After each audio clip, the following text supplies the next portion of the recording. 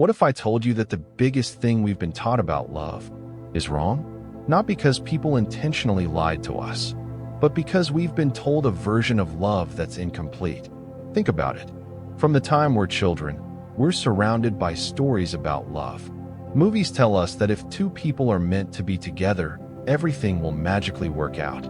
Songs tell us that true love conquers all. Fairy tales tell us that once you find the one, the story is over. And while those stories are beautiful, real life doesn't work that way. Because if love were all it took, why do couples who clearly love each other still break up? Why do marriages fall apart after 20 years? Why do people stay in relationships where they genuinely care about each other, but still hurt one another? The answer is uncomfortable. The biggest lie we've been told about love is that love is enough. It isn't. Love is incredibly important. In fact, it's one of the most powerful emotions human beings can experience. But love by itself doesn't create a healthy relationship. A relationship needs something else. Actually, it needs several things. Today, we're going to explore why love alone isn't enough and what truly makes relationships last. Because understanding this could completely change the way you look at love forever. If you've ever watched romantic movies, you've probably noticed something interesting. Almost every story ends at exactly the same moment. The couple finally gets together. They kiss. The music plays. The credits roll. But real life begins after the credits. Nobody makes movies about discussing finances, learning how to communicate, supporting each other through difficult seasons, navigating stress, growing together over years.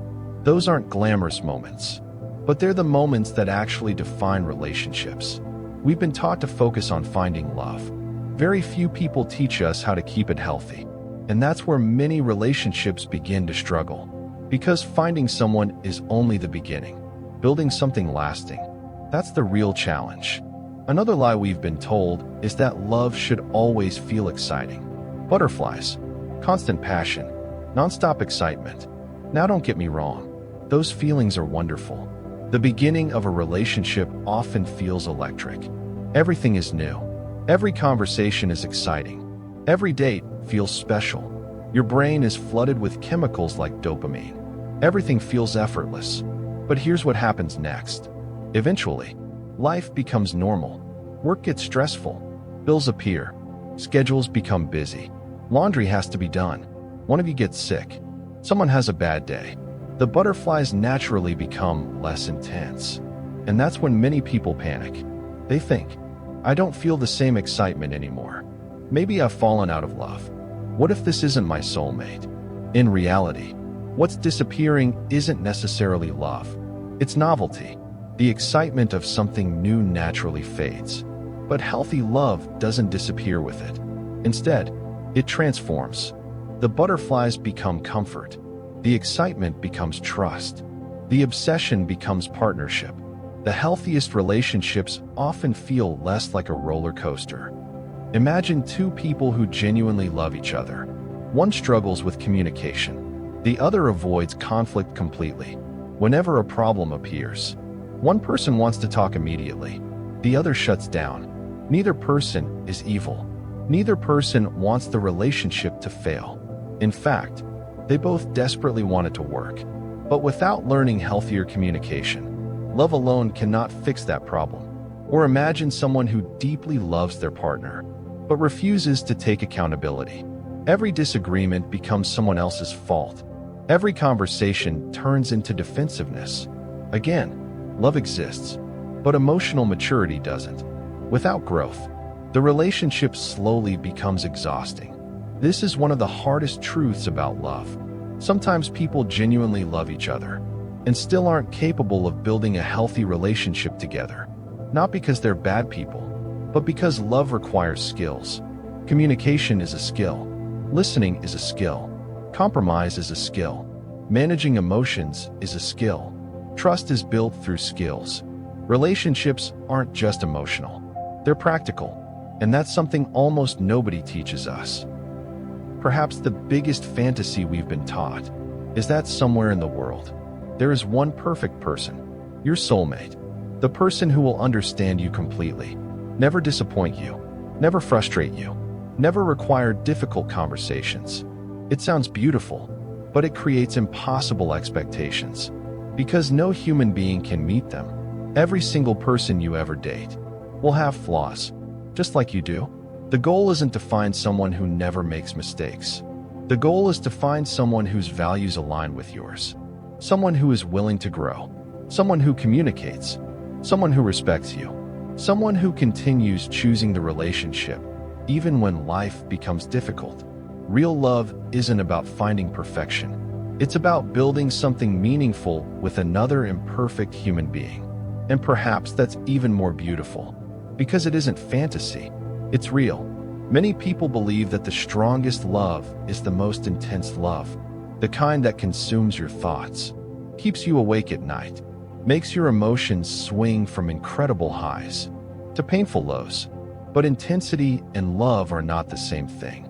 Sometimes intensity comes from uncertainty, from inconsistency, from wondering where you stand, from chasing reassurance. Those emotions can feel incredibly powerful, but powerful doesn't always mean healthy. Healthy love often feels surprisingly calm. You don't spend every day wondering if they're going to leave. You don't constantly question your worth. You don't feel like you're competing for someone's attention. Instead, you feel secure, you feel respected, you feel chosen. And while that may seem less dramatic than the relationships we see in movies, it's often far more fulfilling. Because peace is not boring. Peace is what allows love to grow. So, if love alone isn't enough, then what is? What separates the couples who stay together for decades from the ones who slowly drift apart? It isn't luck. It isn't finding a perfect soulmate. And it certainly isn't never having problems. The difference is that healthy relationships aren't built on feelings alone. They're built on choices that are made over and over again. Every single day. Let's talk about what those choices look like. One of the biggest misconceptions about relationships is that trust either exists or it doesn't. But trust isn't something you magically discover. It's something two people build together. Every promise you keep, every time you're honest, every difficult conversation you don't avoid, you're placing another brick in the foundation. Eventually, those bricks become something incredibly strong. But here's the difficult part. Trust is slow to build and surprisingly quick to damage. That's why honesty matters so much. Not because honest conversations are always easy, but because honesty creates safety. When two people know they can tell each other the truth, even when it's uncomfortable, they stop worrying about what isn't being said. And that's where trust begins. You can love someone and still disrespect them. It happens more often than people realize. Respect isn't just about avoiding insults or treating someone politely. Respect is listening when they speak. Respect is valuing their opinions even when you disagree. Respect is refusing to weaponize their insecurities during arguments. Respect is remembering that you're talking to someone you care about, not someone you're trying to defeat. Unfortunately, many couples slowly replace respect with contempt.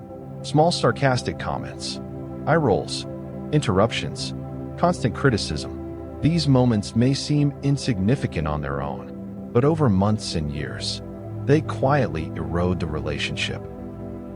People often say, communication is the key to a healthy relationship. That's true, but communication isn't simply talking. It's understanding. Two people can argue for hours and never actually hear each other. Real communication starts with curiosity. Instead of asking, how do I prove I'm right? Healthy couples ask, what is my partner actually trying to tell me? Sometimes people don't need solutions. They need understanding. They need someone who says, I may not see things exactly the way you do, but I want to understand. Feeling understood is one of the deepest emotional needs we have, and relationships become much stronger when both people are willing to meet that need. One of the most beautiful things about lasting relationships is that they aren't sustained by one giant romantic gesture. They're sustained by thousands of tiny ones. Making coffee for your partner, checking in after a stressful day, remembering something they mentioned weeks ago, saying thank you, apologizing sincerely, holding their hand during difficult moments. These little choices seem ordinary, but over time, they become extraordinary because consistency creates security, and security allows love to deepen. The strongest relationships aren't built in one unforgettable day. They're built in ordinary Tuesdays,